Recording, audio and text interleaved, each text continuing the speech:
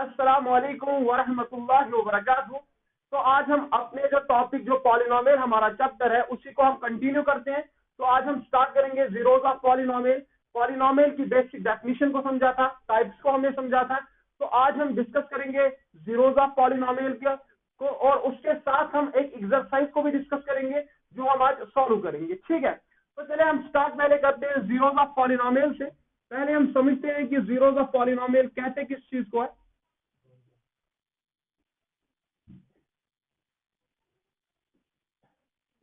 पहले हम समझते हैं कि जीरोस ऑफ पॉलिनोमियल हम कहते किस चीज को है। जीरोस ऑफ पॉलिनोमियल की हम डेफिनेशन समझते हैं। ठीक है, तो अगर मैं जीरोस ऑफ पॉलिनोमियल की डेफिनेशन को समझाने की कोशिश करूं, देखिए हमारे पास जो पॉलिनोमियल रहती है वो हमारे पास जो पॉलिनोमियल फंक्शन रहती है, जो हमारे पास पॉलिनोमियल फंक्शन रहती है, उसमें क्या होता है, उसमें हमारे पास एक वेरिएबल होता है, वो एक वेरिएबल की फंक्शन होती है। ठीक है, तो जैसे कि मैंने कहा 2x+5, तो हम अगर यहाँ पे बात करेंगे जीरो ऑफ पॉलिनोमियल की, उसका मतलब ये है कि हम इस वेरिएबल की जगह x की जगह कौन सी वैल्यू रखें और इस पॉलिनोमियल का वैल्यू क्या बन जाए, जीरो बन जाए। जैसे कि मैं अगर यहाँ पे बात करूंगा, अगर मैं यहाँ पे x की जगह पे क्या रखता हूँ, अगर मैं यहाँ x की जगह पे सिंपल में क्या रखूंगा, -5/2 रखता हूँ। ठीक है, तो यार 2 से 2 कैंसिल होगा क्योंकि मल्टीप्लाई में है और डिवाइड में, 2 से 2 कैंसिल होके यहाँ पे क्या रहता है, -5 + 5, और इसका वैल्यू 0 बन जाता है। ठीक है, तो मतलब जीरो ऑफ पॉलिनोमियल का यह होता है, कौन सी वैल्यू हम वेरिएबल की जगह पुट करें और उस पॉलिनोमियल का वैल्यू 0 बन जाए, उसको हम कहते हैं जीरोस ऑफ पॉलिनोमियल। बात समझ में आई? तो क्या आप लिखोगे जीरोस ऑफ पॉलिनोमियल की जो डेफिनेशन है वो आप क्या लिखोगे, आप ये लिखोगे कि that value which we put on the variable, ठीक है, and the value of the polynomial becomes 0। English में थोड़ा उल्टा सीधा भी हो जाए तो कोई टेंशन नहीं है। तो क्या लिखोगे, वो वैल्यू वेरिएबल की जो हम वेरिएबल की जगह, वो वैल्यू वेरिएबल की जो हम वेरिएबल की जगह पुट करें और पॉलिनोमियल का वैल्यू 0 बन जाए, उसे जीरो का पॉलिनोमियल कहते हैं। तो जैसे कि मैं यहाँ पे लिखूंगा, वो वैल्यू वेरिएबल की जिससे जिससे पॉलिनोमियल का वैल्यू 0 बन जाए, 0 बन जाए। तो जिस तरीके से, समझो बात को, जिस तरीके से मैंने यहाँ x की जगह पे -5/2 रखा, तो यहाँ पे जो वैल्यू बना वो 0 बना। इसका मतलब ये हुआ कि यहाँ पे जो ये पॉलिनोमियल है इसका जीरो क्या है, इसका जीरो जो है वो x इक्वल्स -5/2। मतलब x की जगह पे -5/2 जब आप रखते हो तो इसका वैल्यू क्या बन जाती है, इसकी वैल्यू जो बन जाती है वो 0 बन जाती है। इसी तरीके से आप अलग तरीके से भी देख सकते हो, बहुत अच्छी तरीके से। जैसे मैंने बात की x², ठीक है, x² -4 इक्वल्स, अब x² - 4 हमारे पास है क्या, x² - 4 हमारे पास पॉलिनोमियल है।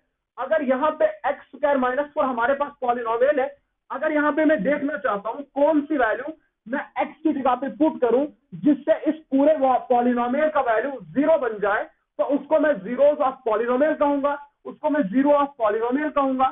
तो देखते हैं यहाँ पे, देखिए अगर मैं यहाँ पे x की जगह पे 2 पुट करता हूं, तो ये 2 का स्क्वायर -4। अब बात समझो, अब 2 का स्क्वायर, इस स्क्वायर का मतलब होता है, इसे बेस कहते हैं, इसे पावर कहते हैं।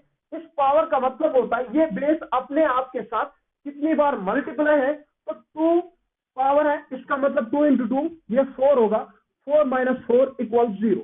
मतलब अगर आप x की जगह पे 2 रखते हो, इसका जो वैल्यू बन जाती है, पॉलिनोमियल की वैल्यू बन जाती है, वो 0 बन जाती है। इसका मतलब ये हुआ, इसका जीरो ऑफ पॉलिनोमियल जो है वो यहाँ पे 2 होगा। जैसे कि आप -2 को अगर चेक करोगे तो वो भी निकल जाएगा। ठीक है, तो जीरो ऑफ पॉलिनोमियल की बेसिक डेफिनेशन को आपने समझ लिया। मतलब वो वैल्यू वेरिएबल की जो आप वेरिएबल की जगह पुट करोगे और उस पूरी पॉलिनोमियल का वैल्यू 0 बन जाएगा, उसको जीरो ऑफ पॉलिनोमियल कहते हैं। ठीक है, देखिए अब अगर हम बात करेंगे, पहली बात वो लीनियर पॉलिनोमियल की बात करेंगे, तो उसमें जो जीरो ऑफ पॉलिनोमियल होता है वो किस तरीके से हम फाइंड करते हैं। देखिए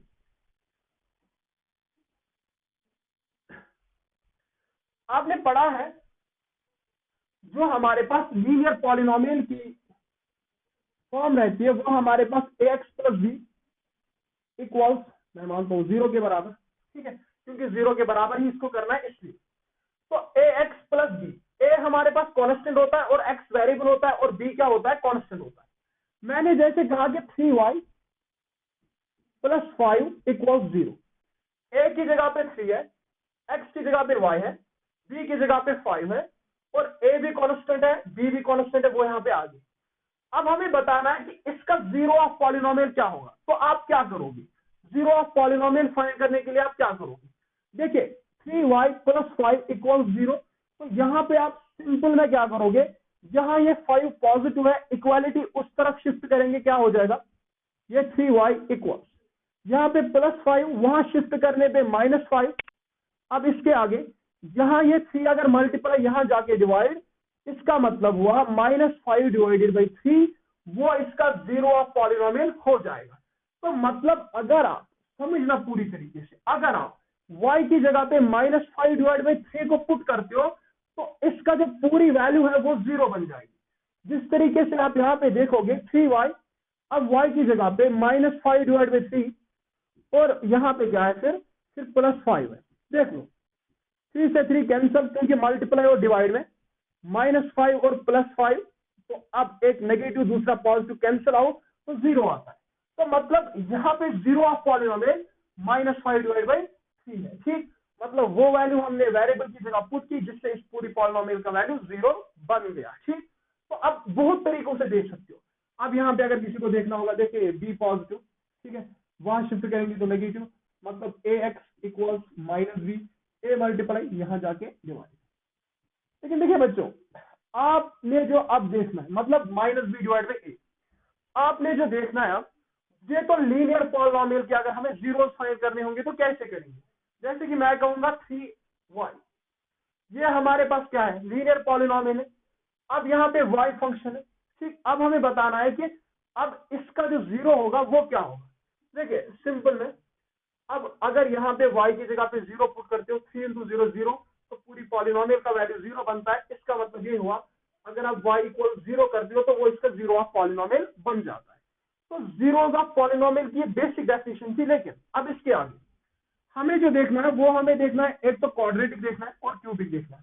लेकिन उससे पहले एक बात मैं आपसे बोलूंगा, देखिए अगर आप एक बात को याद रखना, जितनी डिग्री होगी ना पॉलिनोमियल की, यहाँ पे लीनियर पॉलिनोमियल थी तो डिग्री हाईएस्ट क्या थी, डिग्री क्या थी 1, मतलब डिग्री मतलब हाईएस्ट पावर। जितनी डिग्री होगी पॉलिनोमियल की उतने ज्यादा जीरोस हो सकते, उतने जीरोस हो सकते, उतने हो ये जरूरी नहीं, उतने जीरोस हो सकते।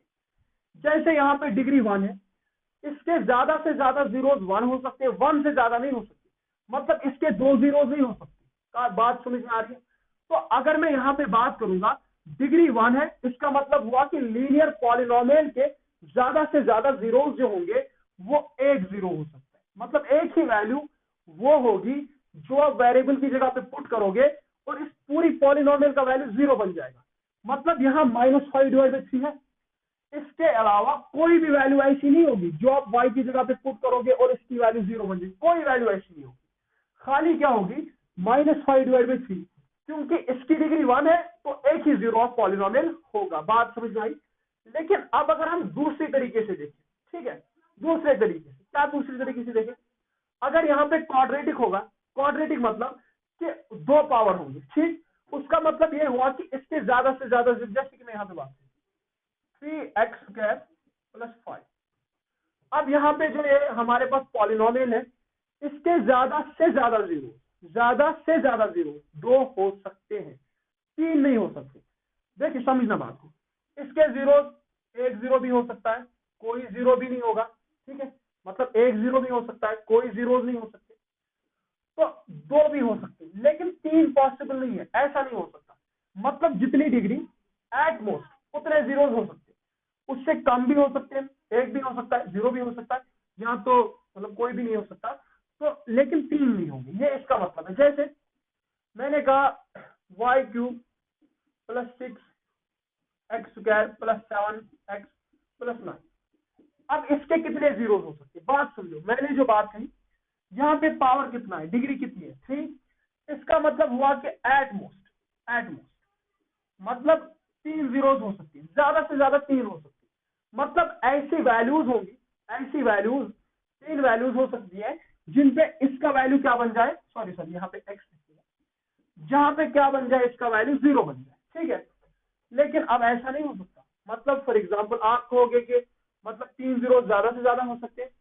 कभी ऐसा होता है कि कोई भी जीरोज नहीं होता, कभी ऐसा होगा खाली 2 ही जीरोज होंगे, बात समझ में आई। तो कभी 3 जीरोज हो सकते हैं लेकिन 4 जीरोज नहीं हो सकते, बात समझ में आई।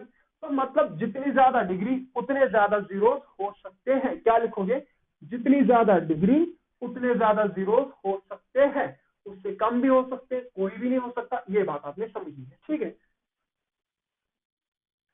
अब मतलब अगर आप लिखना चाहो तो आप लिख सकते हो इस तरीके से, डिग्री जितनी ज्यादा होगी उतने क्या होंगे, मैक्सिमम डिग्री, मैक्सिमम जीरोज, इतने ज्यादा से ज्यादा इतने ही जीरोज हो सकते हैं, मैक्सिमम जीरोज इतनी ही हो सकती है जितनी डिग्री हो सकती है, उससे ज्यादा नहीं हो सकती। 2 डिग्री होगी तो 2 जीरोज, 3 डिग्री होगी तो 3 जीरोज, 4 होगी तो 4 जिसकी डिग्री उसके 5 जीरोज नहीं हो सकती, ठीक। इसके आगे देखिए हमने क्या समझना है, इसके आगे आपको समझना है। अब कभी कभार क्या होगा,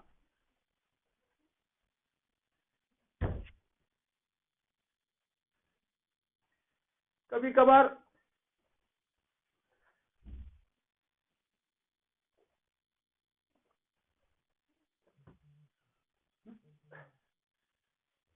देखिए अब हम बात करते हैं हमारे पास क्वाड्रेटिक की, X square plus B X plus C. मतलब ये हमारे पास क्वाड्रेटिक पॉलिनोमियल की स्टैंडर्ड फॉर्म होती है। अब अगर हम बात करेंगे क्वाड्रेटिक पॉलिनोमियल जो होती है, इसकी हाईएस्ट डिग्री कितनी होती है, हाईएस्ट डिग्री 2 होती है। तो इसका मतलब ये हुआ कि इसके ज्यादा से ज्यादा जीरोस 2 हो सकते हैं, एट मोस्ट 2 हो सकते हैं। लेकिन मैंने आपको अभी समझाया कि जीरोस 2 से कम भी हो सकते हैं, मतलब 1 भी हो सकता है, या तो कोई भी नहीं हो सकता, बात समझ आई, या तो कोई भी नहीं हो सकता, ऐसा भी पॉसिबल हो सकता है।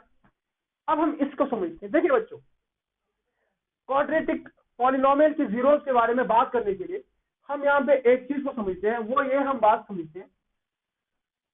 अगर मैं इसकी बात करूंगा, देखिए इसके जीरोस आप कैसे निकालते हो, या तो आप जीरोस निकालते हो फैक्टराइजेशन से, या तो जीरोस निकालते हो फैक्टराइजेशन से।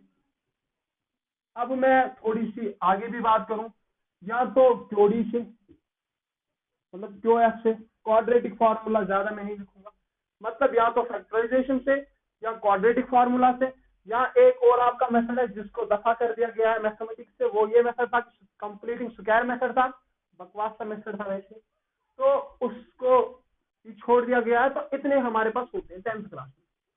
देखिए अगर मैं यहाँ पे बात करूंगा, आप समझना इस बात को, मैंने आपसे कहा ये इसके जीरो, इसी पे हमें ज्यादा सा फोकस करना है, ठीक है, ज्यादा हम इसी पे फोकस करेंगे, आगे हम ज्यादा डिस्कस नहीं करेंगे। A X square plus B X plus C, अगर मैं A X square plus B X C और प्लस सी की बात करूंगा, ठीक है, प्लस सी की बात करूंगा, इसमें हम बात समझते हैं। देखिए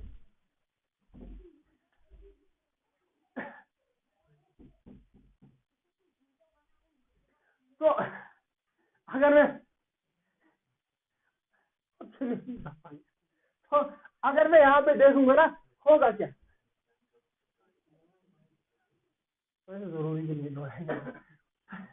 समझो बात को। अब यहाँ पे या तो कोई जीरो हो सकता है या 2 जीरो हो सकते हैं। देखिए समझो बात को, या तो डिफरेंट जीरोस हो सकते हैं, मतलब 2 जीरोस हो सकते हैं, अलग अलग जीरोस हो सकते हैं।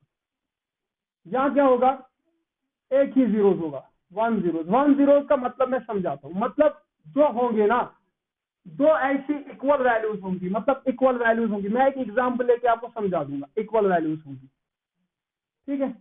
जहां तो कोई भी जीरो नहीं होगा, कोई भी जीरो नहीं होगा। वो समझाने के लिए आपको जाना पड़ेगा एक आगे से चैप्टर में, लेकिन मैं आपको फिर से समझा दूंगा। वो बात ये होती है, डी एक डिस्क्रिमिनेंट होता है, तो हम डिस्क्रिमिनेंट जिसको बोलते हैं बी स्क्वायर माइनस 4 AC को अगर बी स्क्वायर माइनस 4ac की वैल्यू लेस देन 0 आई, क्या आई, अगर बी स्क्वायर माइनस 4ac की वैल्यू लेस देन 0 आई, तब हमारे पास क्या होगा, डिस्क्रिमिनेंट लेस देन 1 होगा, ठीक है। तो लेस देन 0 होगा, डिस्क्रिमिनेंट लेस देन 0 होगा। जब भी आपके पास डिस्क्रिमिनेंट माइनस में आता है, जब भी आपके पास डिस्क्रिमिनेंट माइनस में आएगा, तब कोई भी जीरो पॉसिबल नहीं है, तब कोई भी जीरो पॉसिबल नहीं है। अगर यहाँ पे फॉर एग्जांपल डिस्क्रिमिनेंट आपका -5 आया, तब ये पॉसिबल नहीं है, तब ये पॉसिबल नहीं है। अब अगर मैं थोड़ा सा आपको समझाना चाहूँ क्यों पॉसिबल नहीं है, देखिए डिस्क्रिमिनेंट कितना आया, -5 आया, मतलब लेस देन 0, अब लेस देन 0 क्यों पॉसिबल नहीं है, देखिए आप यहाँ पे मैं समझाऊंगा क्वाड्रेटिक फार्मूला की जब बात करते मैं आपको आगे के चित्र में ले रहा हूँ, लेकिन फिर भी आप थोड़ा समझे, उसमें भी मैं डिस्कस करूंगा। Minus B plus minus under root B square minus 4ac, मतलब यही डिस्क्रिमिनेंट की वैल्यू बी लिख दो, डिवाइडेड बाई 2a। अगर यहाँ पे अब ये डिस्क्रिमिनेंट नेगेटिव आया, मतलब मैंने ये यहाँ पे डिस्क्रिमिनेंट की वैल्यू क्या आई, -4, मैंने यहाँ पे पुट कर दी। अब मुझे बताओ -4 अंडर रूट के अंदर, सॉरी -5, अगर अंडर रूट के अंदर कभी भी नेगेटिव आता है, अगर अंडर रूट के अंदर कभी भी नेगेटिव आता है, तो ये नेगेटिव नंबर जो अंडर रूट के अंदर आता है, ये हमारे पास एक इमेजिनरी नंबर बनता है, कॉम्प्लेक्स नंबर बनता है। इसकी वजह से हम कहते हैं कि 10th में इसके रूट्स पॉसिबल नहीं है, हम कहते हैं इसका कोई रूट है ही नहीं, क्योंकि यहाँ पे अंडर रूट के अंदर -5 आ गया, ये कॉम्प्लेक्स नंबर इमेजिनरी नंबर होगा इस वजह से, ठीक है। तो मैंने आपसे क्या कहा, मैंने कहा कि ax² plus bx plus c, ये हमारे पास जो है, हमारे पास ये एक क्वाड्रेटिक पॉलिनोमियल है। इसके ज्यादा से ज्यादा जीरो कितने पॉसिबल हो सकते हैं, ज्यादा से ज्यादा जीरो 2 पॉसिबल हो सकते हैं, 3 जीरो कभी नहीं हो सकते, क्योंकि जितनी डिग्री होगी उतने जीरो पॉसिबल है। फिर मैंने कहा कि डिफरेंट जीरोज हो सकते हैं, अलग अलग जीरोज हो सकते हैं, मतलब एक की वैल्यू अगर 3 आई, दूसरी की वैल्यू फॉर एग्जाम्पल 4 आ जाएगी। लेकिन फिर मैंने कहा कि एक ही जीरो भी हो सकता है। एक ही जीरो होने का मतलब ये हुआ कि इक्वल वैल्यूज होंगी। मतलब अगर मैं आपको बात समझाऊं ना, थोड़ा सा समझे, x² -20x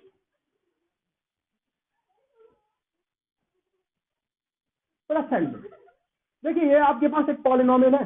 अगर आप इसको सॉल्व करेंगे ना, वैसे मैं समझा देता हूँ, अगर आप मिडल टर्म सब्ट्रैक्टिंग करेंगे, x² को 100 से मल्टीप्लाई करेंगे तो क्या आता है, वो 100x² आता है। इस -20 को मिडल टर्म सब्ट्रैक्टिंग सिखानी भी है, लेकिन फिर मैं बता देता हूँ। -20x को 2 नंबर्स में तोड़ दो, मल्टीप्लाई करोगे तो कितना आना चाहिए, मल्टीप्लाई करेंगे तो 100x² आना चाहिए, प्लस से माइनस करें तो यही आना चाहिए वापस।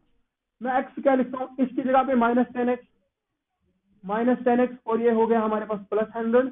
तो अब यहाँ पे क्योंकि 0 के बराबर करना है तो 0 लिखो, यहाँ पे भी, यहाँ पे 2x, यहाँ पे 1x को कॉमन कर लो, यहाँ पे x बच जाएगा माइनस, तो x को कॉमन किया, यहाँ पे 10 बच जाएगा। अब यहाँ पे बात समझो, 10 1 जा 10, 10 10 जा 100, यहाँ पे नेगेटिव तो यहाँ पे भी नेगेटिव आ जाएगा, और ये x डिफरेंट साइंस है, एक नेगेटिव दूसरा पॉजिटिव, तो अंदर भी नेगेटिव ही आएगा।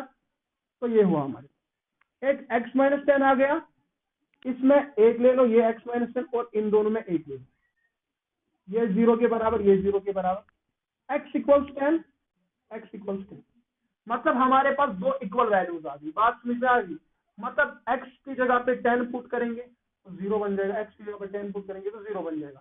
तो मतलब इसीलिए कहते हैं हमारे पास एक जीरो, इस तरीके से हम कह सकते हैं कि इस पॉलिनोमियल का खाली एक ही जीरोज है, मतलब एक ही वैल्यू वो है जो हम वेरिएबल की जगह पुट करेंगे और इस पूरी पॉलिनोमियल का वैल्यू क्या बन जाएगा, 0 बन जाएगा, वो हमारे पास 10 है। बात समझ में आ गई। तो फिर इक्वल जीरो की बात की, डिफरेंट जीरो तो अलग अलग आ सकते हैं, यहाँ पे डिस्क्रिमिनेंट लेस देन 1 तो कोई जीरो नहीं होगा। लेकिन अब अगर क्यूबिक पॉलिनोमियल होगा ना, फिर आपने देखा था उसे डिवीजन करके फैक्टर फॉर्म लगा के 9th क्लास में किया था, वो हम यहाँ पे डिस्कस नहीं करेंगे, लेकिन फिर भी मैं बता देता हूँ। अगर क्यूबिक पॉलिनोमियल होगी उसके ज्यादा से ज्यादा कितने जीरो होंगे, अगर हमारे पास y³ + 7x² 7y + 3y + 9 = 0, possible कितने ज्यादा से ज्यादा जीरो है, 3, एटमोस्ट 3 भी हो सकते हैं, 3 भी हो सकते हैं, लेकिन आपको याद रखना है कभी कोई भी नहीं हो सकता, कभी 1 होगा, कभी 2 होंगे, 3 भी हो सकते हैं, लेकिन 4 नहीं हो सकते। बस बात समझ में आ गई। लेकिन देखिए हमने जो ये डिस्कशन की ना, ये हमने जीरो को समझ लिया। टाइम क्या है, वो टाइम क्या है,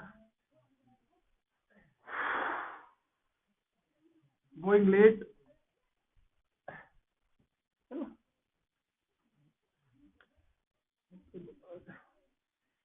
देखिए पहले से लेट है लेकिन फिर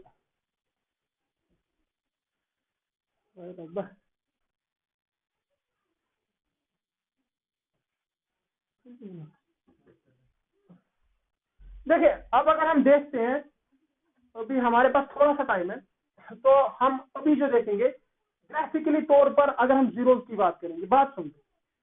देखिए अगर ग्राफ के तौर पे देखा जाए, वैसे डेप्थ में हम नहीं जाएंगे, लेकिन आपकी जो एनसीईआरटी में जिस तरीके से हमें एनसीईआरटी के लिए समझना है ना, वो हम खत्म करेंगे, ठीक है। एनसीईआरटी के लिए जिस तरीके से समझना है, अगर मैं यहाँ पे बात करूं, ठीक है,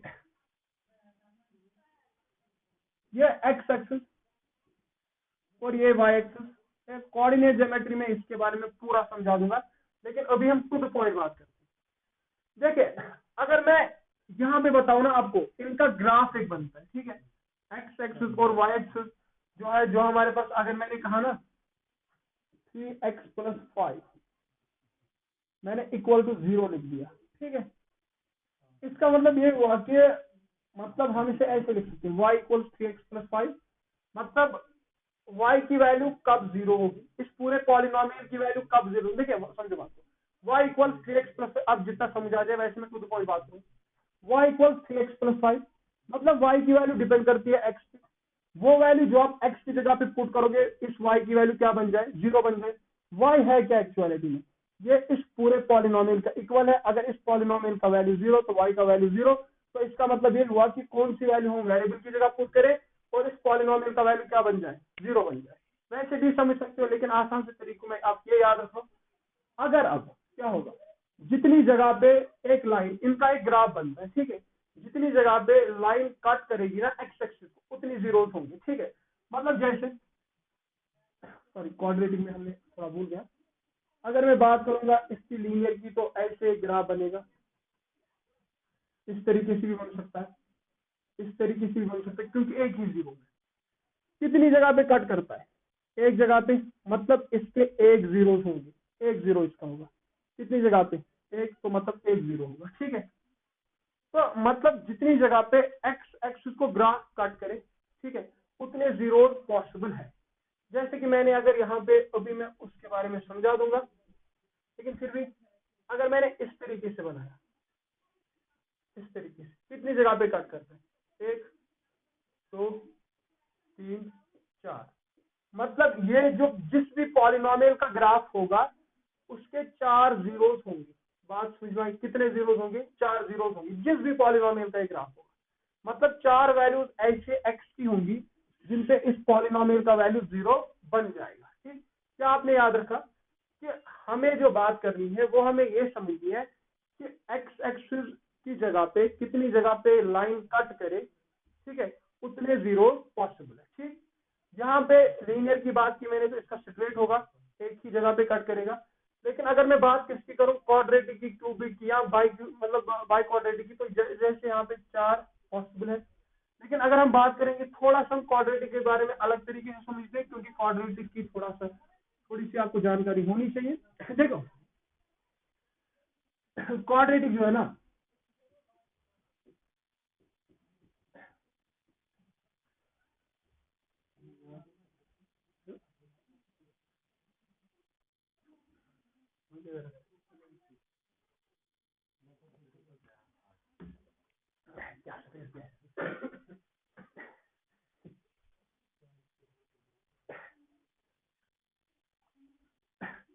समझो बात को, इसका जो ग्राफ होगा ना, उसका लीनियर का स्ट्रेट लाइन होता है, इसका पैराबोला होता है, मतलब इस तरीके से अगर ग्राफ बनाना, ये ग्राफ इस तरीके से भी पॉसिबल है, ठीक है, ग्राफ इस तरीके से भी पॉसिबल है, डाउनवर्ड भी पॉसिबल है, अपवर्ड भी पॉसिबल है, ठीक है।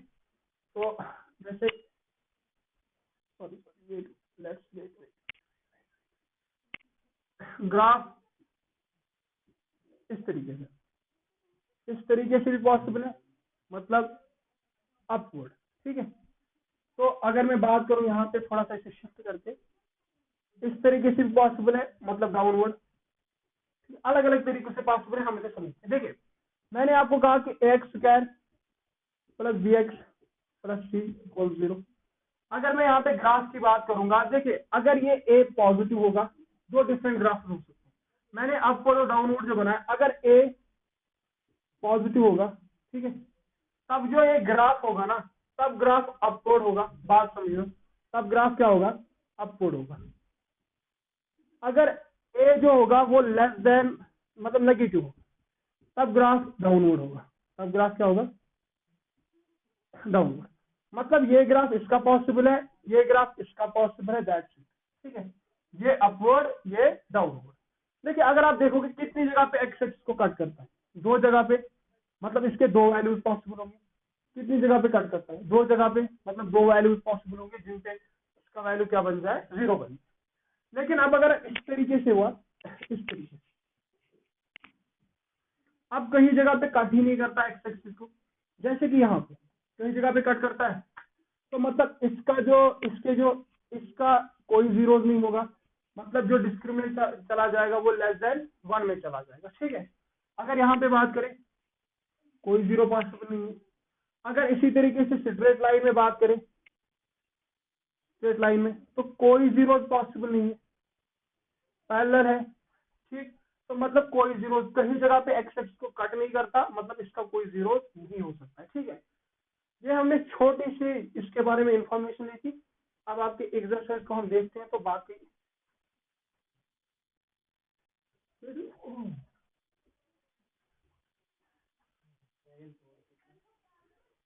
अब क्या करें।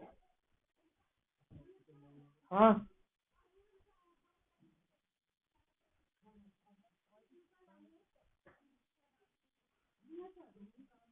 इसका लेक्चर है जो,